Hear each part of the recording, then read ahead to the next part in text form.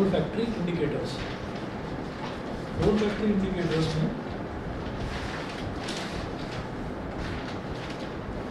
those substances whose smell or odor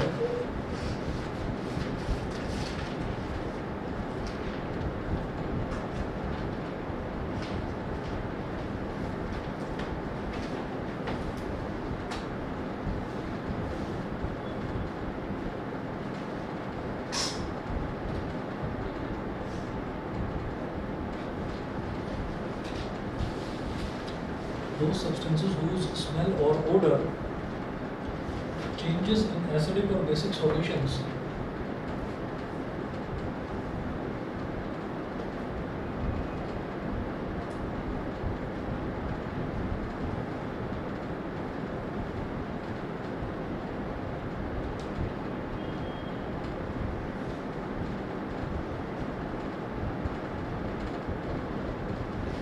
those substances whose smell or odor changes in acidic or basic solutions are called olfactory indicators.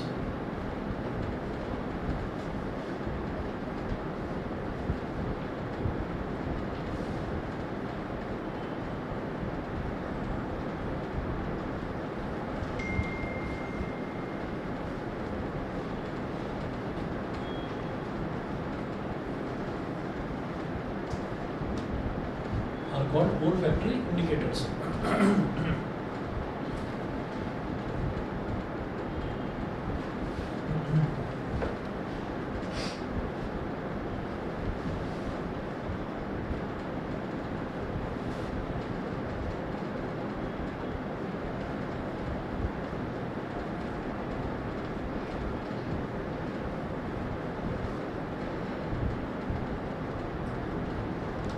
Some of the olfactory indicators are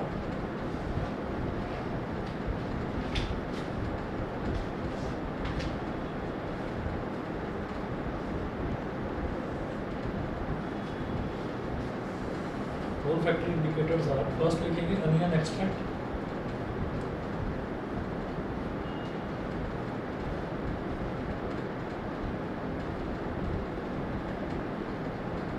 onion has a characteristic smell.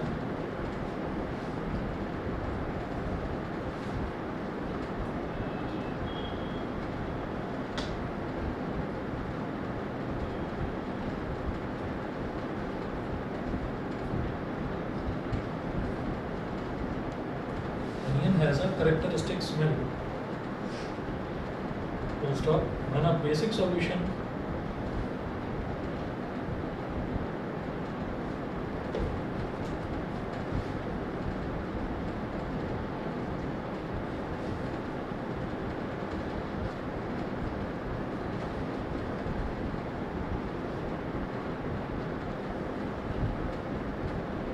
basic solution like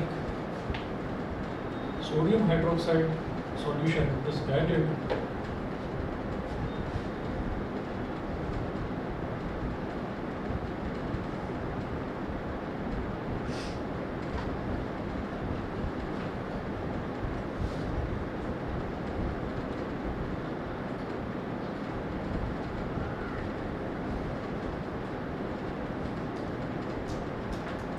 to a cloth strip.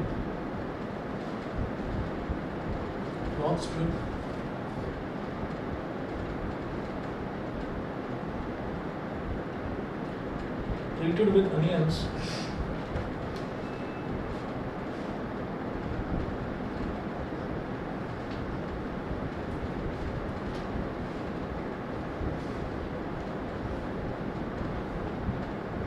Treated with onions, comma, then onion smell cannot be detected.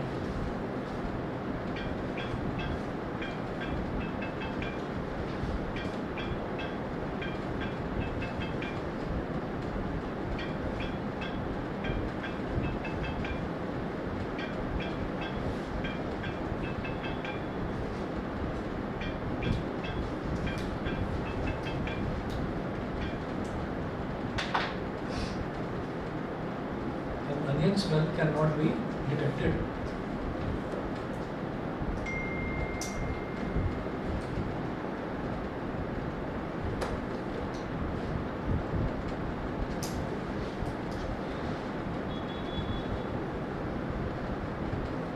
acidic solution like hydrochloric acid,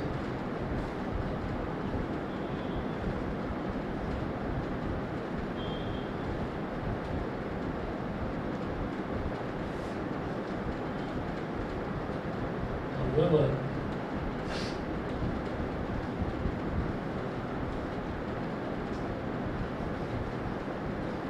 does not destroy the smell of onions.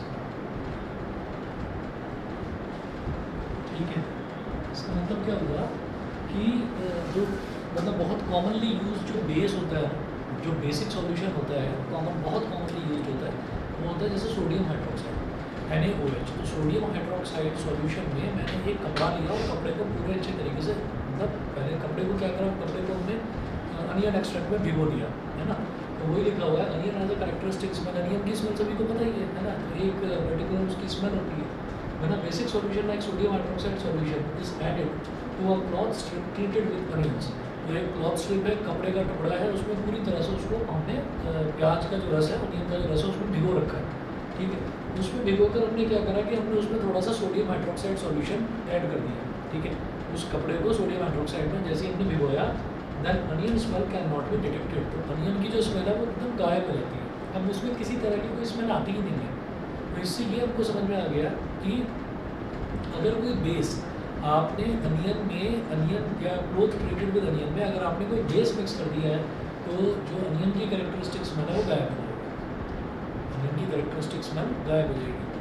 अच्छा, and acidic solution like hydrochloric acid however does not destroy the smell of onion.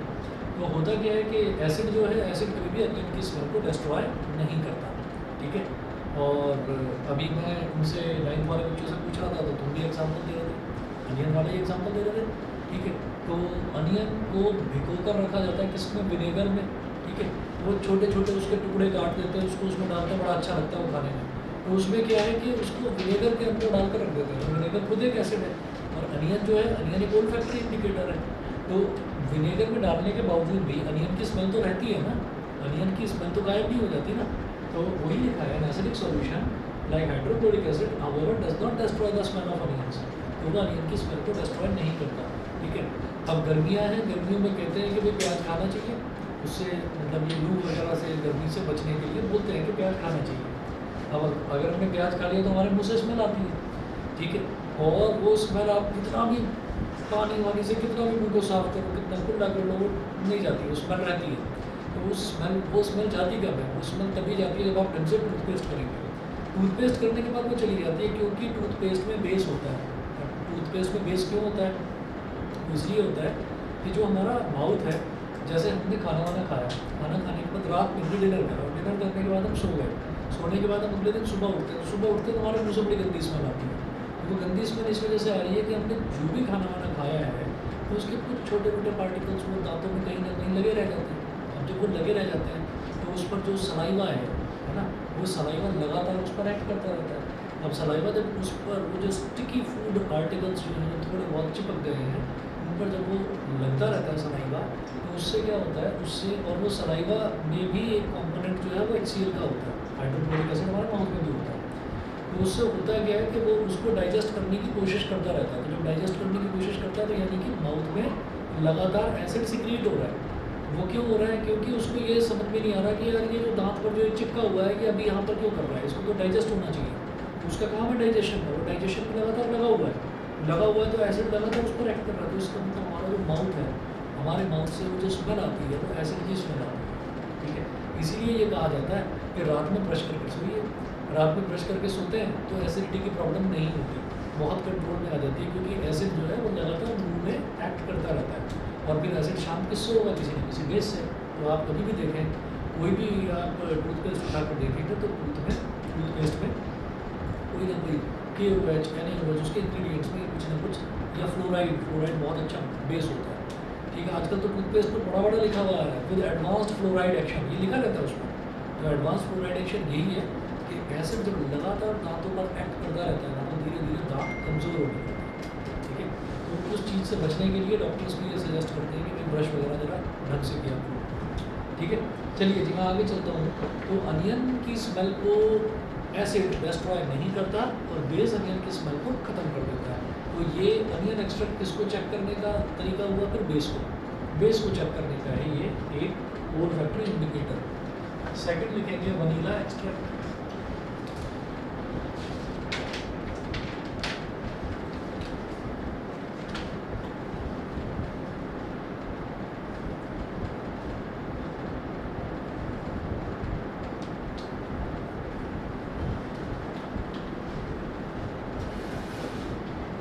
Vanilla extract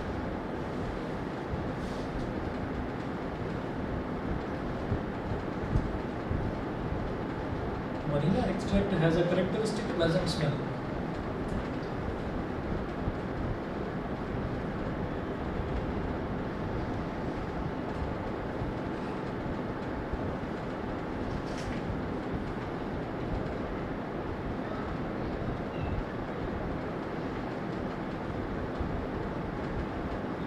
Has a characteristic pleasant smell. Vanilla extract has a characteristic pleasant smell.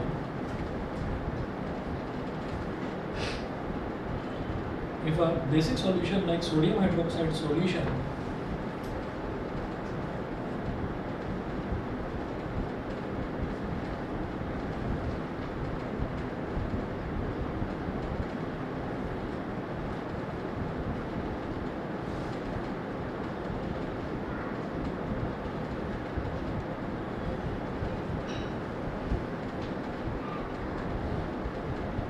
basic solution like sodium hydroxide solution is added to vanilla extract,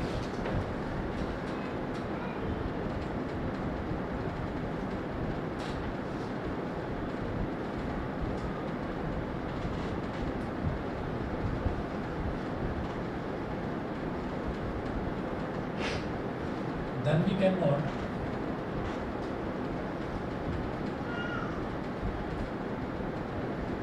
detect the smell of vanilla.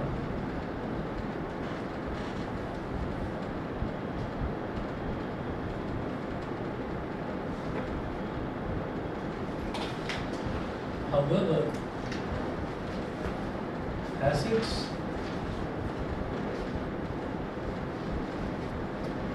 does not destroy the smell of vanilla. Acids जो हैं वो vanilla की smell को destroy नहीं करते, ठीक है।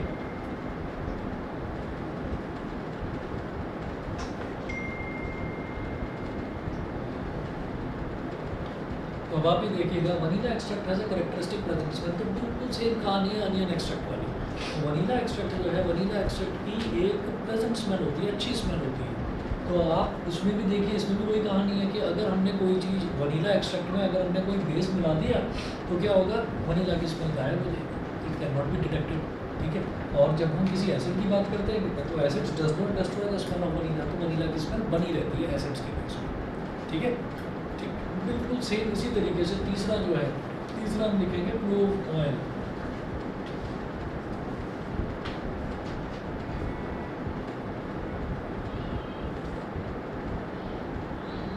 In case of clove oil समझ गए ना, जो लौंग का तेल होता है। In case of clove oil also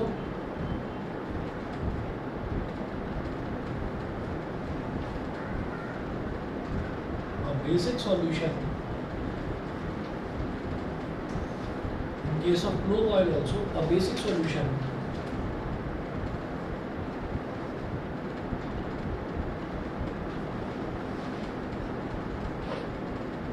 destroys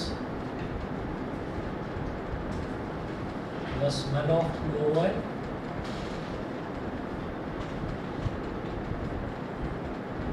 while acid does not destroy its smell.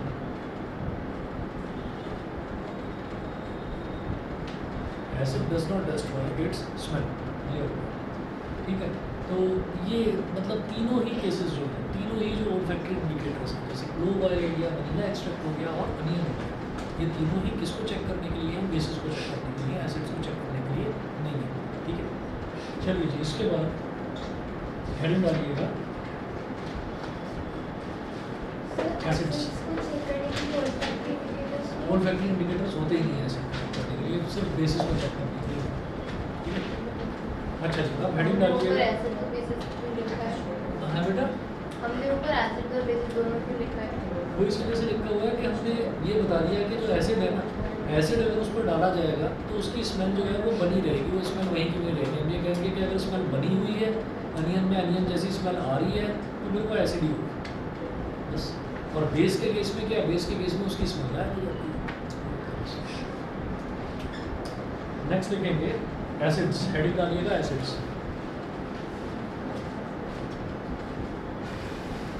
तो हमें इस चैप्टर में करना क्या है, पहले देखना है एसिड्स हैं क्या, फिर एसिड्स की फिजिकल प्रॉपर्टीज़, एसिड्स की केमिकल प्रॉपर्टीज़। ऐसे ही बेसिस के हैं, बेसिस की फिजिकल प्रॉपर्टीज़, केमिकल प्रॉपर्टीज़, उसके बाद फिर सॉल्ट्स।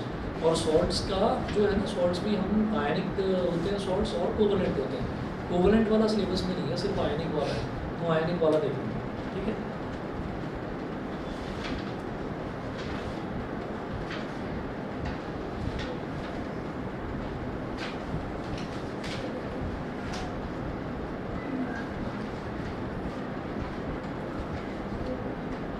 हेडिंग डालिएगा acids.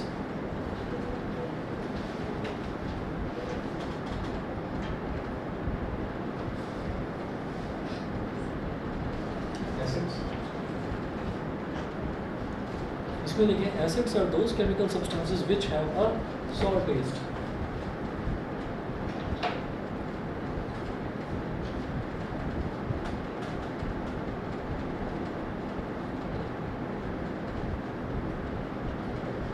Those chemical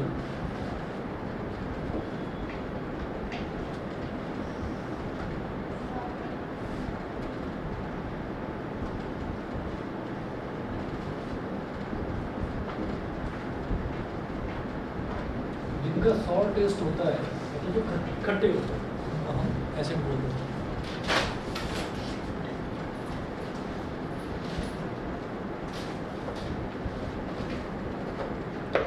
next point लिखेंगे the acids present in plant materials and animals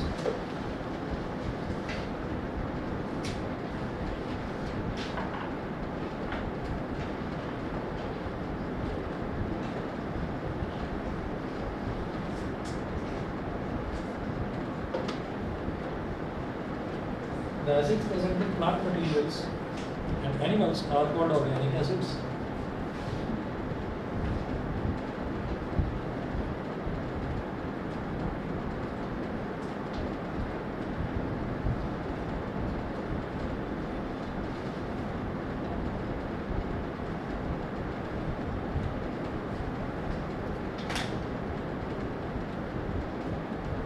Are called organic acids.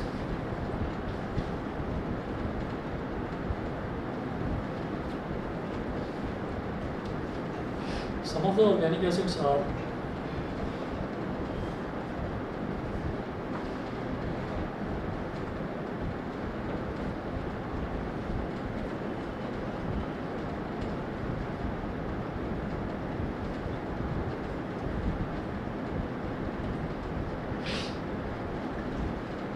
the organic acids are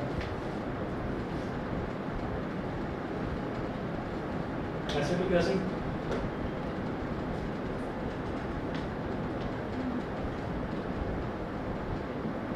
acetic acid,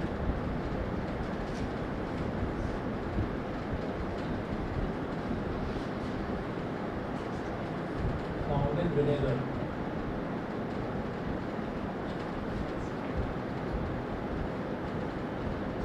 citric acid,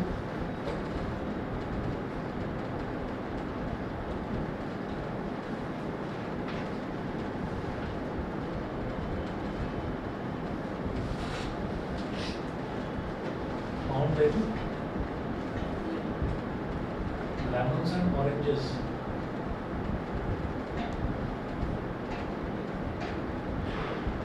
Third, lactic acid,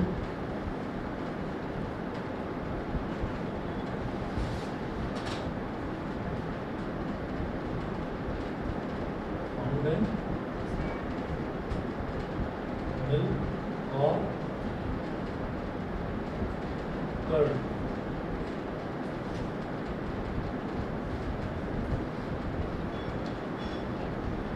fourth,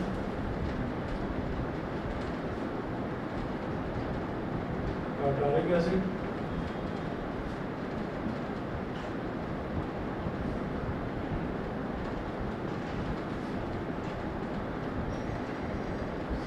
found in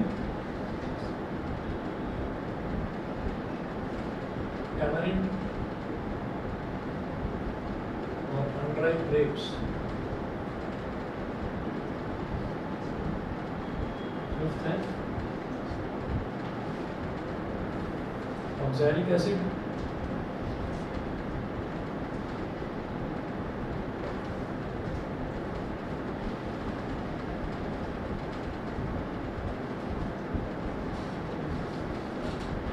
found in tomatoes।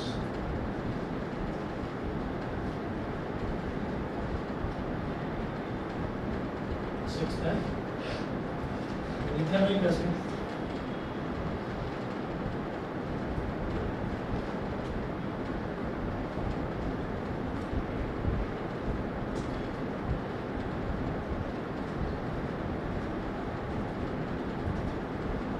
found in ant sting,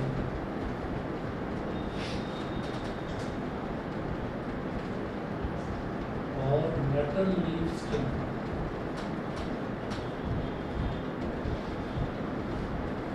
and sting और natal leaf sting. तो ये आपको सबको पता ही है। Acetic acid कहाँ मिलेगा? Vinegar में मिलेगा। सिट्रिक एसिड मिलेगा लेमन्स एंड ऑरेंजेस में। उसके अलावा लैक्टिक एसिड कहाँ मिलेगा? मिल्क में और कर्ड में। टार्टारिक एसिड मिलेगा टैमरिंड, इमली जो होती है, और कच्चे अंगूर अनराइप ग्रेप्स। ऑक्सैलिक एसिड जो है वो टोमेटोज में मिलेगा। और जो मिथेनॉइक एसिड है वो एंड स्टिंग, ठीक है, वो खाया नहीं जाता, वो इंजेक्ट कर दिया जाता है। चींटी ने अगर काट लिया तो जो जलन होती है वो मिथेनॉइक एसिड की वजह से होती है। नेटल लीफ की अगर जो लीफ अगर टच कर गई तो उससे भी वो जो चुभती है, उससे भी जो जलन होती है, तो वो भी इसकी वजह से होती है, मिथेनॉइक एसिड की वजह से होती है। और ये जो ऑर्गेनिक एसिड्स हैं, इनको ऑर्गेनिक एसिड्स इस वजह से भी कहा जाता है because they are safe to eat. देखिएगा, it is not harmful to eat और drink substances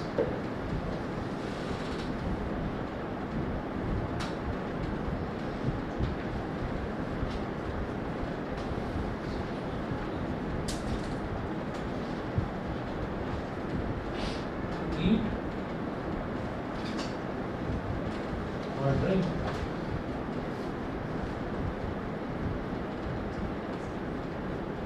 It is not harmful to eat or drink substances containing naturally occurring acids in them.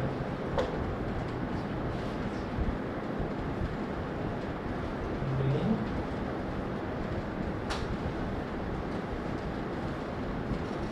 naturally occurring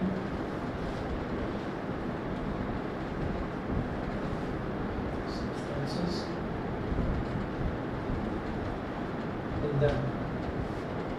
ये हमारे हुए organic acids. Organic acids के बारे में, हाँ,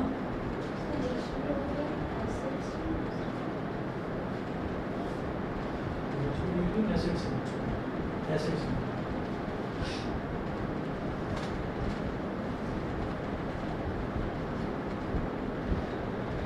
ठीक है। इसके अलावा सिंथेटिक एसिड्स या मिनरल एसिड्स होते हैं जो कि लेबोरेटरी में प्रिपेयर करे जाते हैं, ठीक है, वो लिखा दूँगी, एक मिनट दीजिएगा।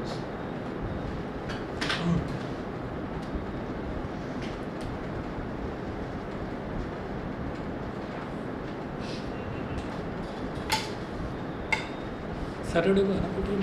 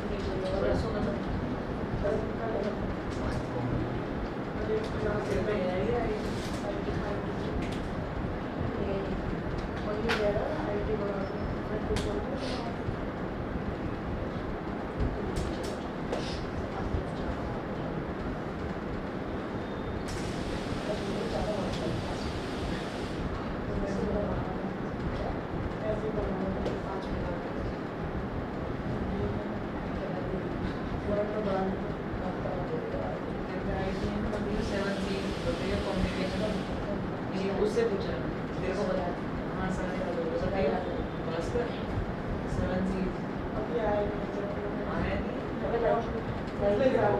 नहीं अबे 10th में भी तो है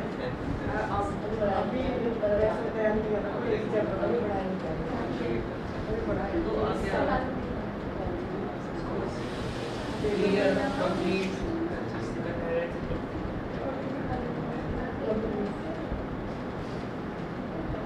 तो कौन कल एग्जाम है ना तो उसमें एंटर आ गया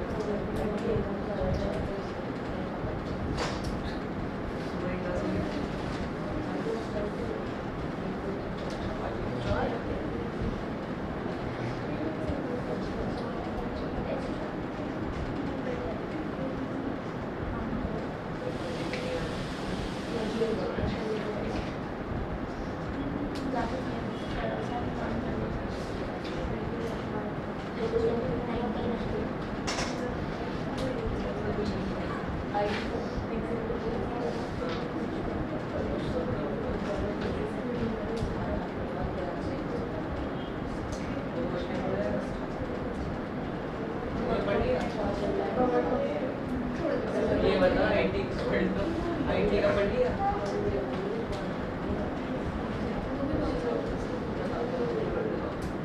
नहीं जीतेंगे मेरे साथ नहीं जीतेंगे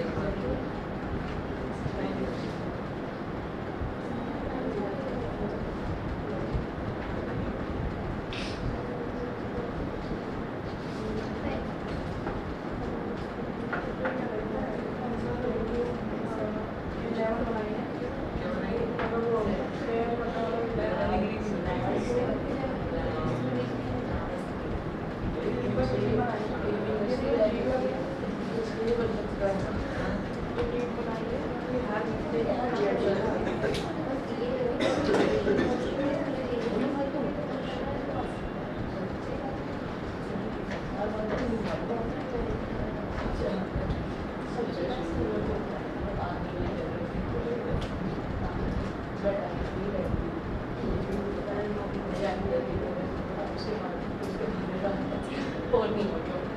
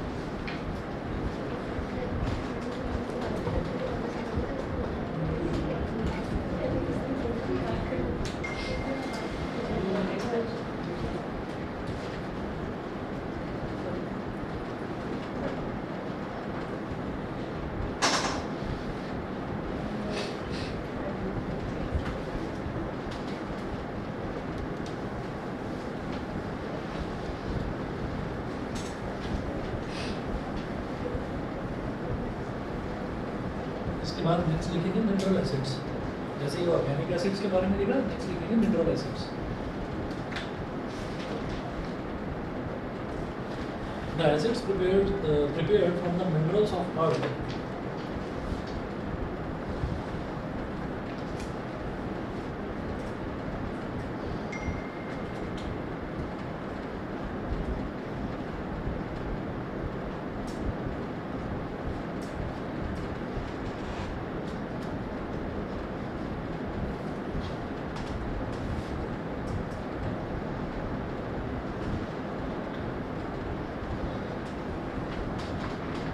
The acids prepared from the minerals of earth are called mineral acids.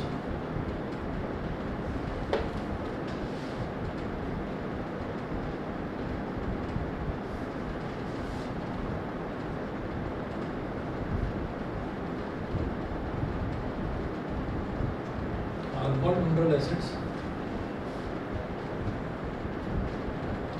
Mineral acids are man-made acids.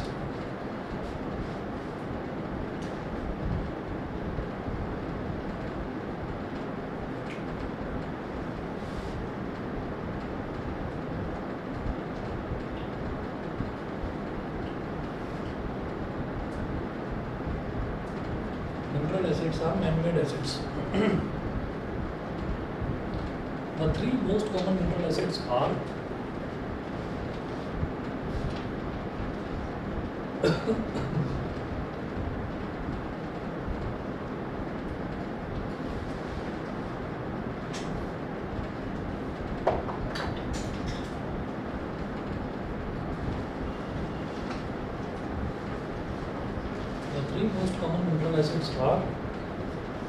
hydrochloric acid, sulfuric acid and nitric acid.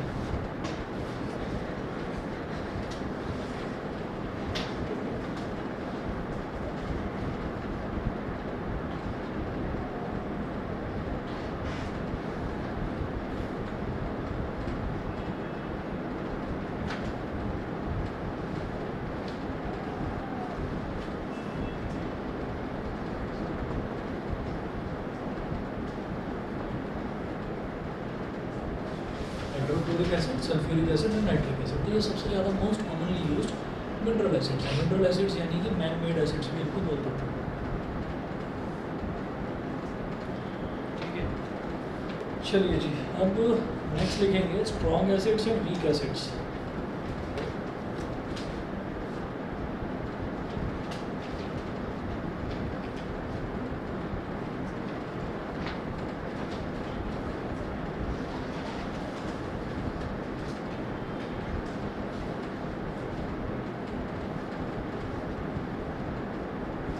Acids and weak acids, तो दो तरीके से और क्लासीफाई करा जा सकता है। जैसे एक क्लासिफिकेशन हो गया एसिड्स का क्या, ऑर्गेनिक एसिड्स और मिनरल एसिड्स, तो ये क्लासिफिकेशन हो गया।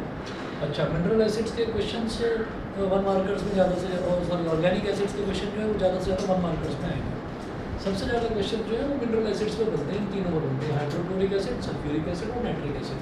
फॉर्मूला मालूम है ना, hydrochloric acid HCl, H2SO4, nitric acid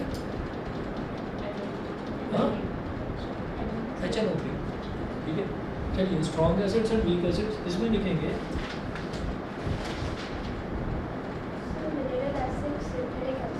synthetic acid, जो कि मैन मेड एसिड्स हैं। हालांकि उनको मिनरल एसिड इस वजह से बोला जाता है कि जो अर्थ में मिनरल्स प्रेजेंट है ना, उन्हीं की हेल्प से लेबोरेटरी में प्रिपेयर करे जाते हैं ये एसिड्स। ठीक है, सर नाइट्रिक एसिड का फॉर्मूला क्या होता है? किसका? नाइट्रिक एसिड HNO3, तीनों कैपिटल में होंगे।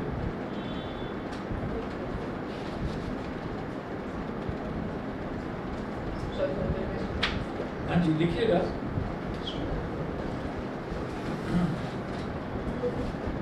All the mineral acids are strong acids.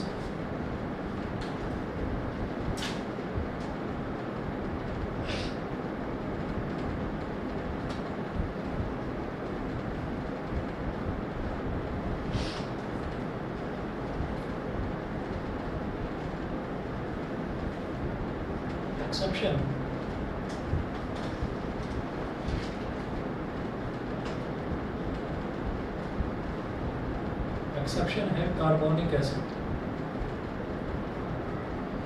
H2CO3, exception है कार्बोनिक एसिड H2CO3, ठीक है। एक तो ये हो गया। उसके बाद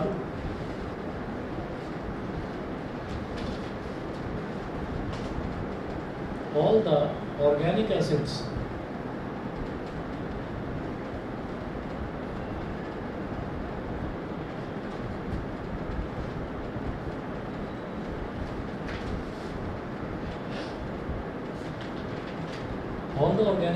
are weak acids,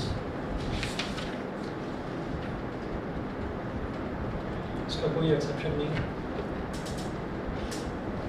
उसके बाद लिखेंगे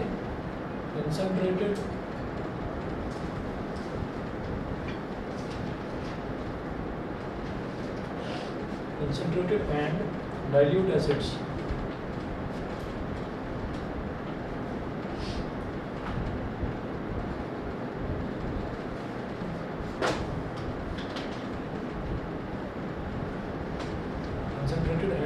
acids, अब लिखिएगा a concentrated acid is one which contains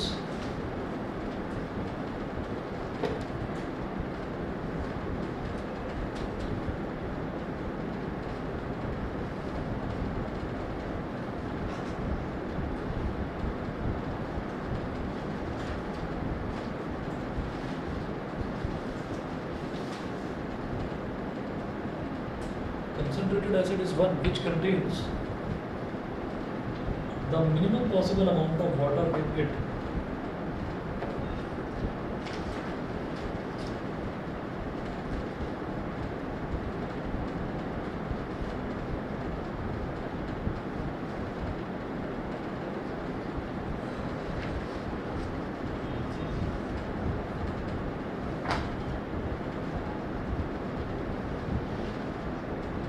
The minimum possible amount of water in it. ये तो कंसनट्रेटेड एसिड हो गया। दूसरा, a dilute acid is one which contains much more of water in it.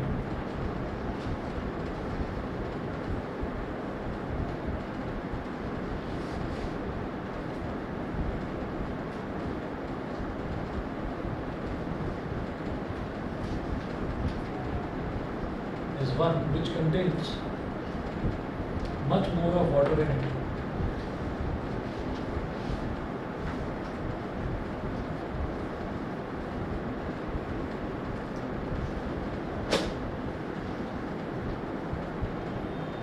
Which contains much more of water in it. तो अगर किसी भी acid के अंदर पानी की जो क्वांटिटी है वो बहुत कम है ना, उसको हम बोल देंगे कंसनट्रेटेड एसिड कि इसके अंदर पानी की क्वांटिटी बहुत ज़्यादा कम है। और अगर किसी भी एसिड में पानी की क्वांटिटी बहुत ज़्यादा है तो हम उसको बोलेंगे डाइल्यूट एसिड। जब भी कभी रिएक्शन होता है तो रिएक्शन कंसनट्रेटेड एसिड नहीं करता, रिएक्शन जो है वो डाइल्यूट एसिड से करता है, ठीक है। ये दोनों में डिफरेंस है। अच्छा, इसके बाद हेडिंग डालेंगे आप डाइल्यूटिंग एसिड्स या how to dilute an acid. ये लिख दीजिए how to dilute an acid.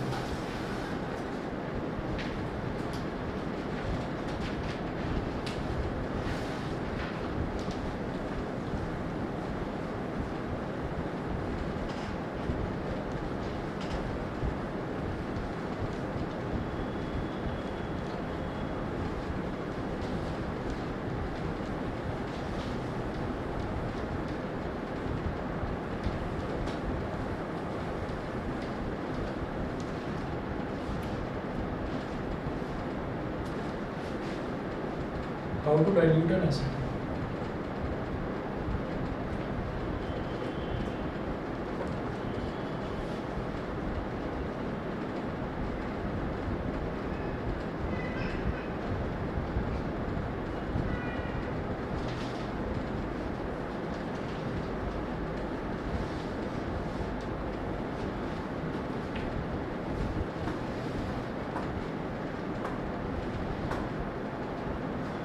The dilution of a concentrated acid should always be done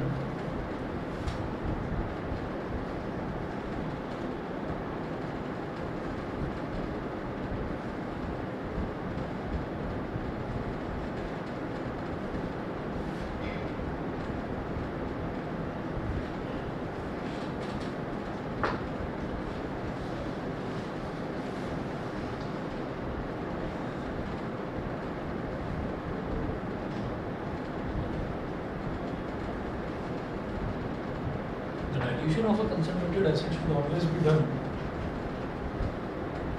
by adding concentrated acid to water gradually.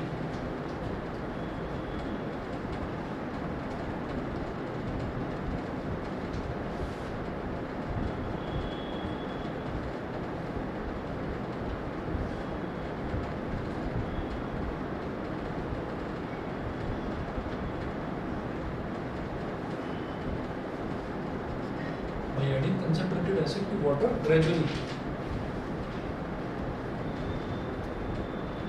and not by adding water to concentrated acid.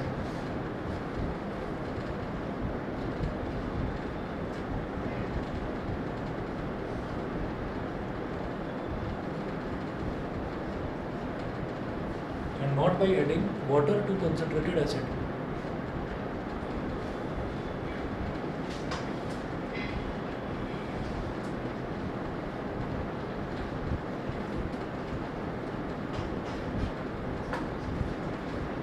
ठीक है, तो हम ये कहते हैं कि जैसे किसी भी ये दोनों के दोनों प्रोसेस जो है ना वो सेम नहीं है। जैसे हम ये कहते हैं कि किसी भी एसिड के अंदर अगर पानी की क्वांटिटी कम है, बहुत कम है, तो हम ये कहते हैं कि उसमें वो वाला एसिड जो है कंसनट्रेटेड एसिड कहलाएगा। और अगर किसी भी एसिड में पानी की क्वांटिटी ठीक ठाक है, मतलब ज़्यादा है, तो उसको हम डाइल्यूट एसिड बोलते हैं। ठीक है, तो अब ये है कि एसिड हमारे पास कंसनट्रेटेड एसिड है, कंसनट्रेटेड एसिड को डाइल्यूट करना है, तो उसमें कभी भी ये नहीं करते कि कंसनट्रेटेड एसिड लिया और कंसनट्रेटेड एसिड में हमने पानी मिलाना शुरू कर दिया, तो कभी भी ऐसा नहीं करेंगे कि कंसनट्रेटेड एसिड में पानी मिलाएंगे, वो डेंजरस होता है। हमेशा क्या करा जाता है कि पानी लेते हैं और पानी में एक एक बूंद करके धीरे धीरे कंसनट्रेटेड एसिड मिलाया जाता है। ठीक है, उसका रीज़न क्या है?